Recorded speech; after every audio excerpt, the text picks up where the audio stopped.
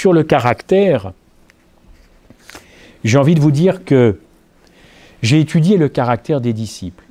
Ce n'est pas très très compliqué, j'espère peut-être même ne rien vous apprendre. Donc je veux juste qu'on partage certaines choses. Mais c'est vrai que quand on étudie le caractère des disciples, on se rend compte vraiment, vraiment qu'on leur ressemble énormément. Énormément. Chacun, plus ou moins, veut défendre la vérité biblique. Ici aussi. Quand on est un chrétien adventiste, on veut défendre la vérité biblique. Mais défendre la vérité biblique, ce n'est pas un but en soi, c'est un moyen.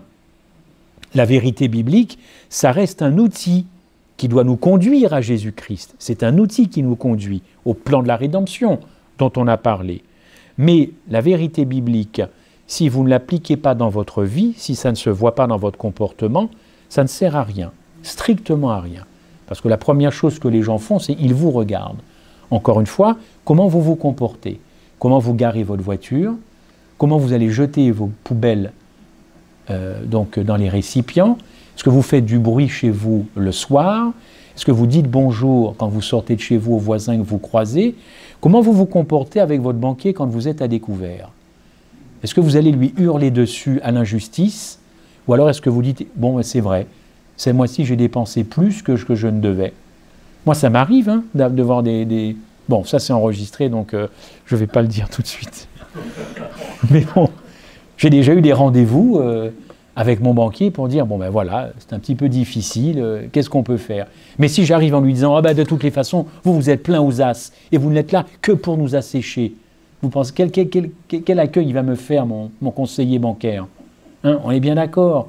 Je vois que vous comprenez la situation. Donc la vérité biblique, son but c'est de nous changer, radicalement, de nous transformer. Vous avez ce très beau verset de l'apôtre Paul que vous connaissez. « Grâce soit rendue à Dieu qui nous fait toujours triompher en Christ et qui répand pour nous en tout lieu l'odeur de sa connaissance. Nous sommes en effet pour Dieu la bonne odeur. » Donc le chrétien doit être une bonne odeur parmi ceux qui sont sauvés et parmi ceux qui périssent, malheureusement. Aux uns une odeur de mort qui donne la mort et aux autres une odeur de vie qui donne évidemment la vie, mais c'était un verset de 2 Corinthiens, je l'ai noté, 2 Corinthiens 2, verset 14, peut-être qu'il n'est pas là. Oui, ben c'était celui-là, excusez-moi, c'était celui-là. Bon, pour que ces paroles de l'apôtre Paul deviennent des réalités, eh bien, effectivement, il faut avoir renoncé à soi-même. Les disciples, au départ, ils n'ont pas voulu renoncer à eux-mêmes. Les Pierre, les Jacques, ils étaient très, très réticents. Ils ne voulaient pas tout donner dans un premier temps. Et pourtant, Jésus a dit en Matthieu 16, prenez la référence au moins, c'est la première référence derrière moi, si quelqu'un veut venir à moi, qu'il renonce à lui-même. C'est pas évident de renoncer à soi-même, c'est pas naturel, et qu'il se charge de sa croix. Ah ben ça c'est encore un petit peu plus compliqué, et qu'il me suive, n'est-ce pas? C'est peut-être beaucoup pour certains. Renoncer à soi, bon allez, se charger maintenant d'une croix, là c'est encore une autre histoire, et tu me suis. Eh bien oui, mais tout cela est possible grâce au Saint-Esprit. Grâce au Saint-Esprit. Alors, pour que, encore une fois, tout ce qu'on a pu voir depuis mercredi soir, ça ne reste pas que des paroles, eh bien, pour que ça devienne des réalités dans nos vies, eh bien, Paul déclare, nous ne sommes plus ici-bas pour nous-mêmes, il le dit en 2 Corinthiens 5, verset 14, je ne sais pas si c'est l'autre slide, non. 2 Corinthiens 5, verset 14, « Car l'agapé de Christ nous presse, ou nous empresse, ça dépend des versions, afin que ceux qui vivent, ne vivent plus pour eux-mêmes, mais pour celui qui est mort et ressuscité pour eux. » Pas évident ce verset-là. Ça veut dire que, donc du coup, moi, je n'existe plus, tout pour Christ, je renie tout, mon histoire, mon passé, ça y est, tout ça c'est oublié. Je répète, car l'agapé de Christ nous presse, afin que ceux qui vivent ne vivent plus pour eux-mêmes, c'est ce que je suis en train de dire, grosso modo, mais pour celui qui est mort et ressuscité. Il faut savoir que dans ce verset, le verbe traduit par nous presse, presser, en français, alors il vient du grec suneiko, suneiko. Et suneiko, ça veut dire être saisi, entouré, serré, pressé, et j'aime bien se donner tout entier. Alors je reprends le verset, car l'agapé de Christ se donne tout entier, afin que quand tu le reçoives, tu ne peux plus être égocentrique, mais du coup, là, effectivement, tu te donnes aux autres et tu t'oublies toi-même. Encore une fois, le grec a bien saisi la pensée de Paul, ou c'est surtout Paul qui a bien saisi tout cela, parce qu'effectivement, quand on reçoit tout cela, on ne peut plus penser qu'à soi-même. Pierre le dit, un autre verset, 1 Pierre 4, verset 12, l'avant-dernier sur l'écran, « Réjouissez-vous de la part que vous avez part, donc pardon, j'ai oublié que vous avez part aux souffrances de Christ, aux souffrances de Christ. Jean 3, 16, Dieu a tant aimé le monde qu'il a donné son Fils unique afin que quiconque croit en lui ne périsse pas, mais qu'il ait la vie éternelle.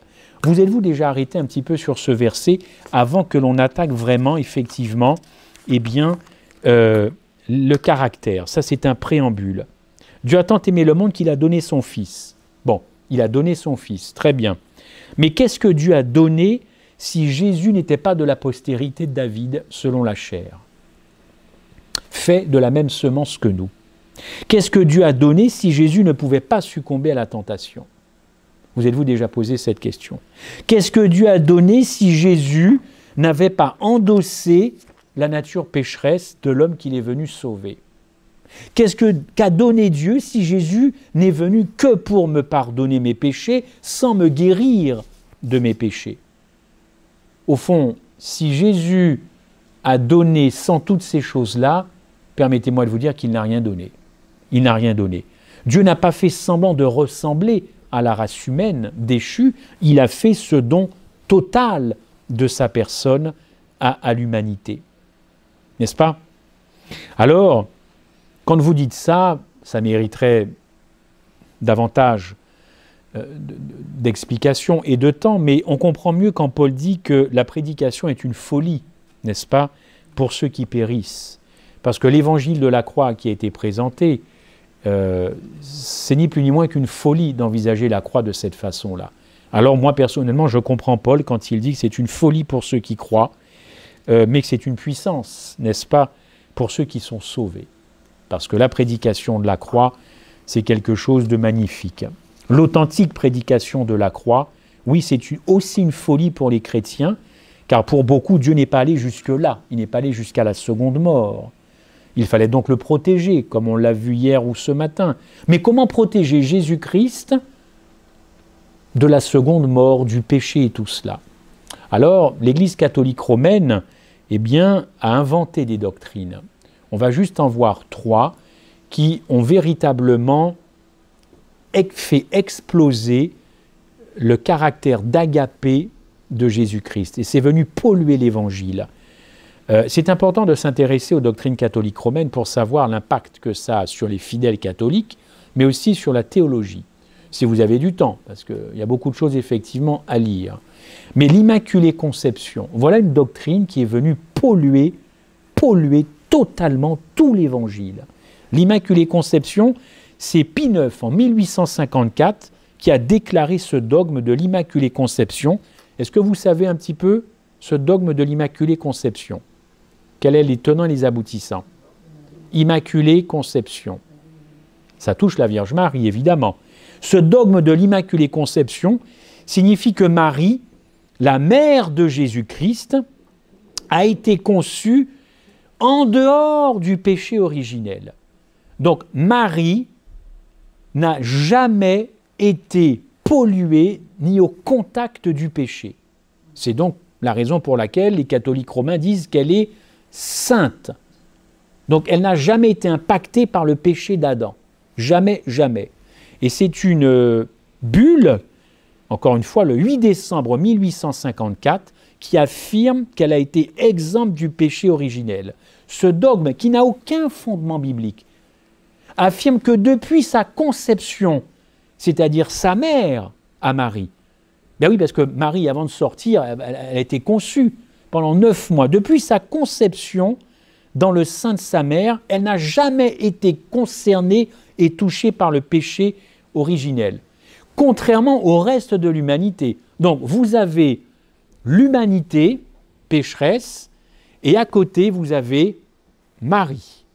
Marie n'a aucun contact avec l'humanité, selon ce dogme, en tout cas selon ce qu'ils veulent dire les catholiques romains. Bon, du coup, si elle est sainte et qu'elle n'a jamais été impactée par le péché, ce n'est pas une pécheresse, elle n'a pas besoin de conversion, elle n'a pas besoin de purification. C'est vraiment une femme à part. Vous avez la terre, et puis vous avez un truc qui tourne autour, c'est Marie. Complètement étranger à la... C'est ça le dogme, vous souriez, mais c'est le dogme catholique romain, n'est-ce pas? Bon, elle est née, elle a vécu, elle a connu Joseph, ah, elle a connu un homme. Ah, ça y est, l'imagination, elle connaît un homme, elle n'est pas si vilaine que ça. Qu'est-ce qu'on fait? Il faut trouver un autre dogme pour toujours la préserver du péché. C'est le dogme de la virginité perpétuelle. Toujours vierge, du début jusqu'à la fin. Il ne faut pas qu'elle ait de contact avec la sexualité, parce que dans la doctrine catholique romaine, effectivement, si vous avez des relations sexuelles, vous êtes moins saint que quelqu'un qui n'en aurait pas. Cette doctrine veut que Marie soit restée vierge avant la naissance de Jésus, pendant et après cette naissance, jusqu'à sa propre mort. Et cette fête, vous la connaissez, en tout cas en France, elle a été célébrée il y a une semaine, le 15 août, n'est-ce pas?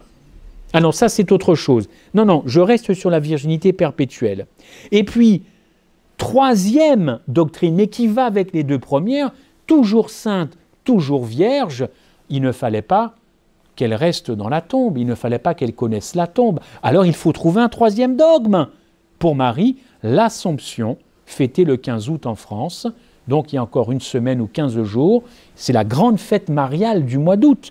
L'Assomption de Marie, cette doctrine part du principe que, ça date de 1950, ça c'est Pie XII, selon laquelle la mère de Jésus n'est pas morte comme tout un chacun, mais elle est entrée directement dans la gloire de Dieu, elle serait montée au ciel, elle n'aurait donc pas connu les affres de la mort. Voilà. Vous allez me dire, mais tu nous parles de Marie, mais quel rapport avec Jésus? Mais il est tout trouvé. Si vous voulez protéger Jésus, il vous faut commencer par qui? Mais par sa mère, voyons. Ben oui, donc en protégeant Jésus, il vous faut absolument protéger sa mère. Mais là, il y a quelque chose que l'Église catholique romaine n'a pas compris. Elle a des efforts à faire, c'est quand même en matière de génétique. Faut faire un... Qu'est-ce qu'on fait de la génétique? Pourquoi on ne parle pas maintenant du coup de la mère de Marie? Alors donc la mère de Marie, c'est la grande pécheresse, et sa fille, c'est la sainte alors. Et puis il faudrait remonter à la mère de Marie. Mais si vous montez de la mère de Marie, vous arrivez en Éden. Donc du coup, il vous faut protéger Ève. Mince alors, mais Ève a chuté, comment on fait dans ce cas-là? Ah non, mais là j'ai beau retourner tout le problème. Ils ont un problème avec la génétique. Voilà.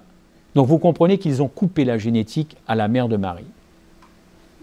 Comme ça, on protège Marie, on protège Jésus-Christ évidemment. Trop facile, absolument pas biblique. Absolument pas biblique. 3 doctrines catholiques romaines qui n'ont aucun fondement biblique et qui jouent un rôle dévastateur dans l'Évangile.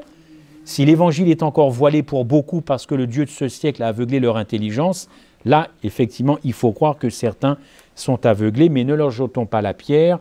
Il faut étudier la parole de Dieu pour se rendre compte de cela. Si vous n'étudiez pas, vous prenez ces doctrines qui viennent d'en haut comme du pain béni, n'est-ce pas? Maintenant, les disciples, Jésus-Christ lui-même, on parle de transformation des gens, la connaissance transforme, il y a plein de choses qui transforment. Mais qu'est-ce qu'il a fait Jésus-Christ? Alors si on prend par exemple Jean, lui, il s'est surnommé lui-même le disciple bien-aimé, n'est-ce pas? Je ne sais pas si j'ai les slides là-dessus. Non, on va voir ça tout à l'heure. Le disciple bien-aimé, j'essaie d'avancer pour que vous ayez une synthèse des disciples. Alors, vous me prenez, ça va aller assez vite. Il était le disciple de Jean-Baptiste. avant de suivre Jésus. On est bien d'accord. Jean était quelqu'un qui aimait l'autorité. Hein, on a parlé ce matin d'autorité. Attention, il aimait l'autorité que se dégageait de Jean-Baptiste. Pourquoi? Parce qu'en Matthieu 3, prenez vite les références si vous voulez, qu'est-ce que Jean-Baptiste dit? Comment parle-t-il? Race de vipères. Vous imaginez si vous dites à quelqu'un race de vipères? Je suis sûr que vous ne me reviendrez, vous n'allez plus jamais me revoir. Race de vipères, changez radicalement. N'est-ce pas? C'est comme ça que Jean-Baptiste parlait. Il avait vraiment un parler cash. Jean-Baptiste ne se laissait pas impressionner, il parlait avec l'autorité de Dieu, n'est-ce pas? Et cela plaisait à Jean qui était jeune. Il aimait quand Jean-Baptiste, son maître, parlait avec autorité, n'est-ce pas? Donc Jean, il a vu effectivement Jésus avoir de l'autorité sur la nature, avoir de l'autorité sur les poissons, puisqu'il a rempli en quelques secondes des filets qu'ils n'ont pas mis en une nuit à remplir. Jean a dû se dire que Jean-Baptiste avait raison de dire « Celui qui vient après moi est plus puissant que moi ». Donc Jean va quitter Jean-Baptiste pour aller vers Jésus parce qu'il se dit « Waouh, il y a encore plus d'autorité, il y a encore plus de puissance puisque c'est mon ancien maître qui me dit « Celui qui vient après moi est encore plus fort que moi ». Alors moi je vais le suivre celui-là parce que moi j'aime l'autorité, n'est-ce pas? Rappelez-vous lors de la transfiguration, Jean, le disciple bien-aimé, il se retrouve en présence de Moïse et d'Élie. C'est ça la transfiguration. Mais dites-moi, Moïse et Élie, ce n'est pas des gens qui avaient un sacré caractère, ce n'est pas des gens qui ont fait preuve d'autorité dans leur vie, notamment Élie, n'est-ce pas, avec les prophètes de Baal, il n'a pas parlé de façon très ferme. Et Moïse, Jean aime ça. Peut-être que vous, dans votre cœur, vous aimez les gens qui parlent avec autorité, hein, des gens qui font preuve d'autorité. N'est-ce pas? Eh bien, Jean était de cela. La preuve, en Marc 9, verset 38, « Nous avons vu un homme qui chasse les démons en ton nom, et nous l'avons empêché, parce qu'il ne nous suit pas. Autrement dit, il n'est pas de notre bande. Alors on l'a empêché de faire des trucs, des miracles. » Jésus va reprendre Jean avec douceur, et il lui dit en substance, « La puissance de mon nom, Jean, ne t'appartient pas. Elle ne t'appartient pas. Et elle n'appartient pas qu'à ceux qui me suivent. » N'est-ce pas? Ça, c'est une leçon à nous. C'est pas parce que les gens ne sont pas adventistes du 7e jour qu'il n'y a pas quelque chose aussi, n'est-ce pas? Et en plus, avec une telle phrase, Jean est une pierre d'achoppement. Il empêche des gens d'agir simplement parce que ces gens-là ne suivent pas Jésus. Il devient une pierre d'achoppement. Le problème, c'est que Jean va apprendre beaucoup de Jésus-Christ. Et il ne va pas faire la même erreur avec l'apôtre Paul. Pourquoi? Parce que Paul, vous le savez, a reçu un ministère de Dieu. Il est différent des autres disciples, Paul, n'est-ce pas? Il n'a pas suivi Jésus. Mais Jean et les autres disciples ne vont pas l'empêcher d'exercer l'autorité de Christ. Je vous donne le texte en Galates 2, versets 1 à 9. Jacques, Pierre et Jean, qui sont regardés comme des colonnes de l'Église. C'est Paul qui parle. Donc les colonnes, les piliers de l'Église. Paul dit, « Ils me donnèrent à moi et à Barnabas la main. » Voilà, Jean a appris, son caractère est déjà en train d'être transformé. Il n'a pas dit, « Non, non, non, Paul, parce que tu n'es pas de chez nous, effectivement, tu ne vas rien faire. Tu ne vas rien faire. » Autre exemple, Luc 9, verset 52. Ça, c'est très pratique aussi. Ah oui, excuse-moi, absolument. « Et il envoya des gens devant lui, qui étant partis, entrèrent dans un bourg de Samaritains, pour lui préparer un logement. Ceux-ci ne le reçurent pas, parce qu'ils se dirigeaient vers Jérusalem, et Jacques et Jean, voyant cela, dirent « Seigneur, veux-tu que nous disions que le feu descende du ciel pour qu'il consume comme le fit Élie ?» On retrouve le Jean qui aime l'autorité, qui n'a pas encore tout compris de l'enseignement et de l'amour agapé de Dieu, et là qui demande simplement, parce que dans un bourg à côté de Jérusalem, sur la route de Jérusalem, on ne veut pas recevoir Jésus-Christ, il dit maintenant, fais descendre le feu du ciel. Évidemment, il se rappelle d'Élie, puisqu'il le dit, comme Élie le fit. La réponse de Jésus est sans ambiguïté, vous ne savez pas de quel esprit vous êtes animés. Ceux qui réclament tout le temps des sentences, tu n'es pas comme ça, hein, Seigneur, frappe-le, Seigneur, corrige-le. Voilà. Jésus répond, vous ne savez pas de quel esprit vous êtes animés. Oui, l'apôtre Jean va apprendre la patience et la tolérance quand on ne pense pas comme lui. À nouveau, il va agir différemment dans un autre épisode, à peu près similaire. Cependant, les apôtres qui étaient à Jérusalem, ayant appris que la Samarie, la Samarie, c'est les Samaritains. Les Samaritains n'étaient pas tendres avec les Juifs, ils ne s'entendaient pas, n'est-ce pas? Ayant appris que la Samarie avait reçu la parole de Dieu, devinez qui ont été envoyés pour prêcher, pour prier avec les Samaritains? Jean. Alors que juste avant, c'est un village samaritain qui ne voulait pas héberger Jésus-Christ, et là il demandait le feu du ciel. Et bien là, il est envoyé pour prier avec les Samaritains.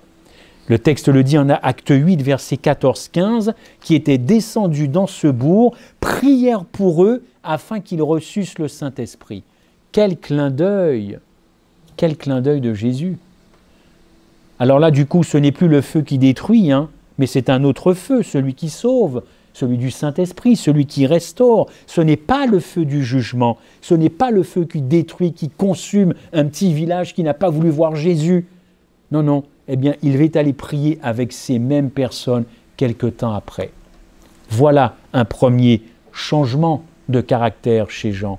Il va passer de l'amour éros, centré sur lui, sur son petit groupe, ses petits intérêts, la bande à Jésus, sur un amour agapé. On va les prier avec les ennemis ou les peu sympathisants, les Samaritains. Parce que lui n'aimait pas trop au départ les Samaritains. Les ennemis d'hier ne sont plus les ennemis d'aujourd'hui, n'est-ce pas? Jean n'est pas devenu un mou. Hein. Ce n'est pas parce qu'on change de mentalité, ce n'est pas parce qu'on change de logiciel qu'on devient un tout mou, hein, n'est-ce pas? Mais il va s'adresser aux gens avec douceur, avec l'Esprit de Dieu, n'est-ce pas? Pierre, vous connaissez bien le caractère de Pierre. D'ailleurs, si on devait... Quand on parle de l'apôtre Pierre, à quoi on pense tout de suite, chers amis? Là? Ouais, le tonnerre, c'est un fougueux, c'est un impulsif. Même les gens qui ne connaissent pas la Bible, dès que vous leur dites l'apôtre Pierre, ils savent des choses comme ça. Premier contact, Jésus remplace le nom de Simon par Pierre, qui veut dire le roc, excuse-moi. Jean, on fera Jean, on l'a fait. Paul, on le fera plus tard. Pierre, voilà, Pierre. Je vous ai parlé de Pierre tout à l'heure, vous avez les références. Excuse-moi, Claude. Hein. Vous avez toutes les références des textes que je vous cite. Et oui, la première chose, Jésus change son nom. Jésus change son nom. Le nom de Simon par Pierre, qui veut dire roc, rocher, c'est plutôt un compliment. C'est plutôt un compliment. Et Jésus a appris à Pierre à gérer sa sensibilité, car c'est un personnage à fleur de peau. Peut-être qu'il y en a ici des gens à fleur de peau. Certes, il était zélé, mais il faut de l'intelligence dans le zèle. Paul a dit aux Romains au sujet des Juifs, ils ont du zèle pour Dieu, mais sans intelligence. Romains 10, verset 2. Il y a plein de gens qui sont zélés pour l'Évangile, mais il y a des zèles qui sont sans intelligence, qui se font n'importe comment, n'importe quoi. Et Jésus le dit d'ailleurs. Ils ont du zèle pour Dieu, c'est Paul qui le dit aux Romains, mais sans intelligence. Vous connaissez ce texte emblématique, Matthieu 16, verset 21. Jésus annonce aux disciples sa mort. Vous connaissez bien? Pierre dit à Jésus, « Ah non, non, non, non, non, non, hein. À Dieu ne plaise, ça ne t'arrivera pas. Hors de question que tu ailles à Golgotha. Oh non, non, non, moi je suis Pierre, tu m'as déjà donné de l'autorité. No way, tu ne vas pas à Golgotha. » Que retenir de ce texte? Bon, d'une part que Pierre est un impulsif, il ne prend même pas le temps de la réflexion, lui c'est tout de suite niette. Vous allez me dire, ça part d'un bon sentiment. Mais l'enfer est pavé de bons sentiments. Bien sûr, n'est-ce pas? Il se croit investi d'une mission au point de dire cela à Jésus. Quelle est la réponse de Jésus-Christ? Très fort comme réponse. Arrière de moi, Satan. Encore une fois, appliquons ça à nous aujourd'hui. J'arrive ce matin, quelqu'un me dit, tiens Christophe, il ne t'arrivera pas ça ou tu feras ça. Je réponds à cette personne, arrière de moi, Satan. Comment cette personne va réagir? Comment vous pensez qu'elle va réagir? Oui, oui, ça risque de... Vous dites quoi? Disputer? Vous dites pas disputer, vous dites chicaner. Ça va chicaner, hein? Arrière de moi, Satan. C'est ce que Jésus a dit à Pierre. C'est ce que Jésus a dit à Pierre. N'est-ce pas? Pierre pensait faire le bien. Il voulait que Christ évite la croix. Mais son intervention a été rejetée à Pierre. N'est-ce pas? Pierre l'impulsif, n'est-ce pas? C'est ce qu'on retient. Mais Pierre le violent, il a coupé l'oreille de Malchus en Gethsémanée. Il est devenu violent. Pierre est un homme charnel. Jésus est prêt à donner sa vie. Jésus offre sa vie. Pierre, lui, il est prêt à donner la sienne, sa vie, mais au prix d'autres vies. Et vous comprenez que ce n'est pas l'évangile, ça. Donner sa vie au prix d'autres vies, ce n'est pas l'évangile. Lui aussi, il va être transformé au contact de Jésus. Dans Acte 1, verset 8, le voici maintenant soumis au Saint-Esprit. Acte 1, Acte 10, retenez les références. Acte 10, verset 9, il ne répond plus avec les armes face à l'opposition. Et dans Acte 10, verset 28, Pierre est mûr. Et lui, il va vivre une révolution. Et ça, je vous demande d'être attentif à cela. Acte 10, verset 28. C'est le troisième texte de Actes. Voici ce que dit Pierre. « Dieu m'a appris à ne regarder aucun homme impur ou souillé. » Pour un juif, c'est absolument impossible de dire ça. Remettez-vous dans le contexte. Allez faire dire à un juif de l'époque qu'aucun autre homme, à ne pas regarder les autres comme impurs ou souillés. C'est extrêmement compliqué pour un juif de dire ça. Nous, on n'apprécie pas, moi-même le premier. Mais croyez-moi, c'était de lui demander l'impossible. Eh bien, ça a été réalisé par Pierre. C'est Corneille, c'est la vision des animaux impurs. Franchement, c'était compliqué. Eh bien, Pierre est quelqu'un qui a changé radicalement, impulsif, violent. Il n'y a pas de fatalité si vous avez ce caractère-là. Il n'y a pas de fatalité. Prenez l'exemple des disciples. Passons à Matthieu maintenant. Matthieu, c'était un publicain, vous le savez, c'est-à-dire un collecteur d'impôts. Que des gens sympathiques, hein, qui en veulent à votre compte en banque, n'est-ce pas? C'était ça, Matthieu. C'était quelqu'un qui était marqué par son passé à cause de son métier. On verra Paul plus tard. Matthieu est quelqu'un qui a souffert. C'est quelqu'un qui a vraiment souffert à cause de son métier. C'est un intellectuel. Il est reconnu par les Romains, puisque ce sont les Romains qui l'ont institué collecteur d'impôts. C'est donc un penseur, un intellectuel. Il était considéré aussi comme un traître aux yeux des Juifs. Et oui, tu es juif et tu bosses pour les Romains. Tu bosses pour l'occupant. Ça ne va pas. Car ils n'admettaient pas que l'un d'entre eux soit un agent des Romains. Les péagers, c'est-à-dire les publicains, ils se remplissaient les poches d'argent. Pourquoi ils étaient riches, a priori, les publicains? Est-ce que vous savez cette anecdote? Vous savez qu'ils collectaient l'impôt auprès des Juifs. Bon, eh bien, ils avaient mauvaise réputation parce que quand Rome disait « tu réclameras à tel Juif 10 $ canadiens », Matthieu venait, il en réclamait 40, voire 50. Pourquoi il réclamait les péagers plus que ce que Rome demandait? Est-ce que vous savez pourquoi? Eh bien parce que, en cas de disette, quand les Juifs n'arrivaient pas à payer l'impôt, comme ils avaient prélevé beaucoup plus l'année d'avant, ils s'octroyaient un petit matelas, une marge. Parce que quand Rome disait « je veux tant », il fallait que tous les péagers ramènent tant. Si le péager ramenait moins, c'était terminé pour lui. Donc, par crainte d'un manque d'impôts versés par les Juifs, ils prenaient beaucoup plus chaque année. Et c'est là-dessus aussi qu'ils se payaient. Autrement dit, mes amis, les péagers étaient des voleurs. Mais c'était un vol légal, parce que Rome ne disait jamais rien. Tant que Rome collectait ce que Rome voulait, ça ne les intéressait pas de savoir comment les péagers se débrouillaient avec les Juifs. Les péagers étaient honnis des Juifs, détestés, haïs des Juifs. Ils ne supportaient pas. C'est le cas de Matthieu. Et Matthieu vivait cela très mal de par son métier.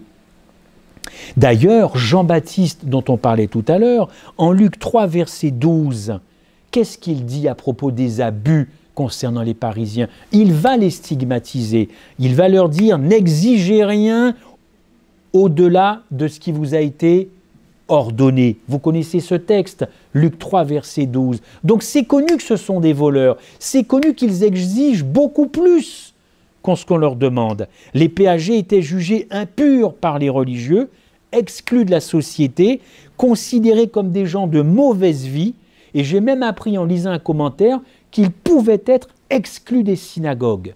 Si vous étiez un collecteur d'impôts, vous pouviez être exclu des synagogues, ne plus pouvoir rentrer dans une synagogue et exclu de votre famille religieuse. Tout ça, c'est Matthieu. D'ailleurs, Matthieu cite Jésus qui parle des publicains. « Vous ne valez pas plus que ces publicains », c'est-à-dire leur réputation. C'est Jésus qui parle des publicains, n'est-ce pas? Et pourtant, Jésus a cherché à côtoyer les publicains, ces gens de mauvaise vie, ces voleurs. Et il voyait en eux une possibilité de changement, n'est-ce pas? Puisqu'il va dire en Matthieu 21, versets 31 à 32, cette phrase qui est terrible, vous la connaissez?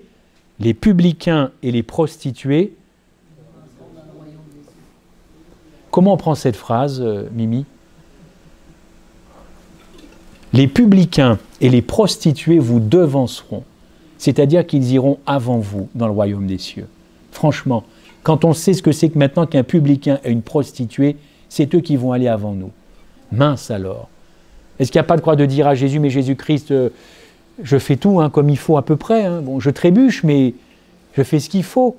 Et là, tu m'annonces que c'est la racaille qui passe avant moi alors. C'est ça que tu es en train de m'annoncer?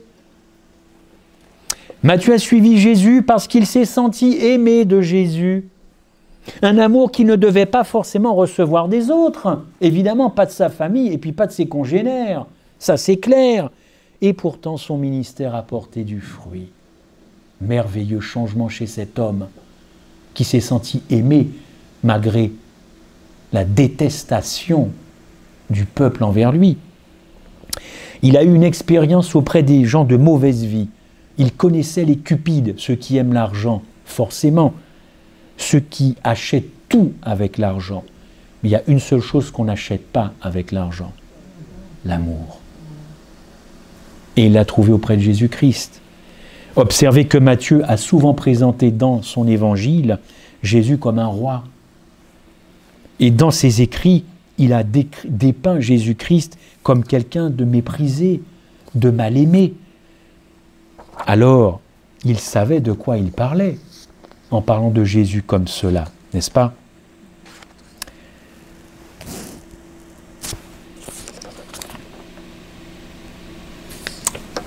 Je vais m'arrêter là pour cette première présentation de 3 disciples. Matthieu, Pierre, Jean. Jean le disciple bien-aimé.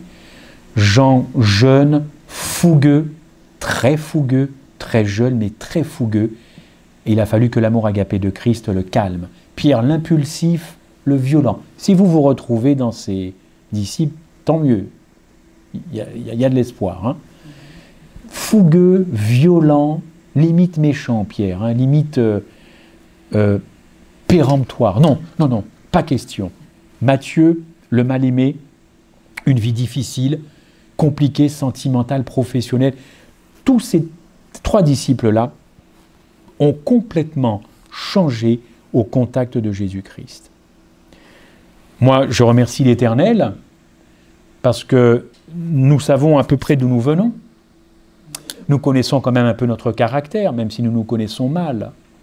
Mais je veux croire, grâce à l'Évangile, qu'il y a effectivement un Évangile qui transforme.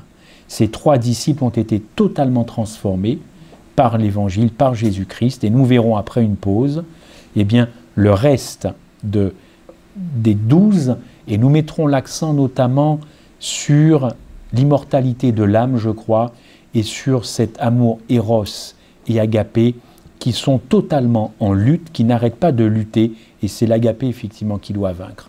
Gardons espoir que nos caractères doivent et peuvent changer au contact de Jésus-Christ. Je vous remercie. Amen.